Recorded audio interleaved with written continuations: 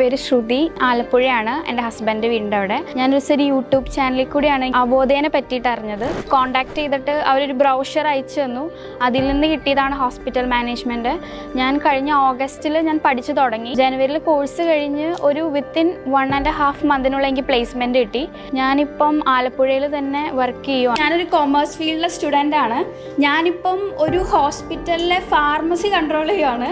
Even medicine പഠിക്കാതെ ഒരിക്കലും ഒരു ഫാർമസി കൺട്രോൾ ചെയ്യാൻ പറ്റില്ല, നിങ്ങൾക്ക് എല്ലാവർക്കും അറിയാം. ബട്ട് നൗ ഞാൻ ആൻറ്റിബയോട്ടിക് തൊട്ട് പെയിൻ കില്ലർ, ഇവൻ ഓരോ പാരസെറ്റമോളിൻ്റെ കണ്ടൻറ്റ് വരെ എനിക്കിപ്പോൾ ഭയങ്കര മനപ്പാടാണ്. ഞാൻ ചേർന്നപ്പം എനിക്കൊരു ഡൗട്ട് ഉണ്ടായിരുന്നു, ഇത് വെറുതെ പഠിച്ച് പോയിട്ട് പിന്നെ പ്ലേസ്മെൻറ്റ് കിട്ടുമെന്നുള്ളത്. അപ്പോൾ എനിക്ക് പ്ലേസ്മെൻറ്റ് കിട്ടി. ആ പ്ലേസ്മെൻറ്റിലൂടെ തന്നെ ഒരുപാട് വേറെ ഓപ്പർച്യൂണിറ്റീസ് ഉണ്ടെന്ന് മനസ്സിലായി. അപ്പം ആരെങ്കിലും ഇപ്പം എന്തെങ്കിലും ഒരു കൺഫ്യൂസ്ഡ് ആണെന്നുണ്ടെങ്കിൽ ഉറപ്പായിട്ടും അവബോധേനെ കോൺടാക്ട് ചെയ്ത് നമ്മുടെ കരിയർ എങ്ങനെയാണെന്ന് വെച്ചാൽ ചൂസ് ചെയ്യാനായിട്ട് പറയും.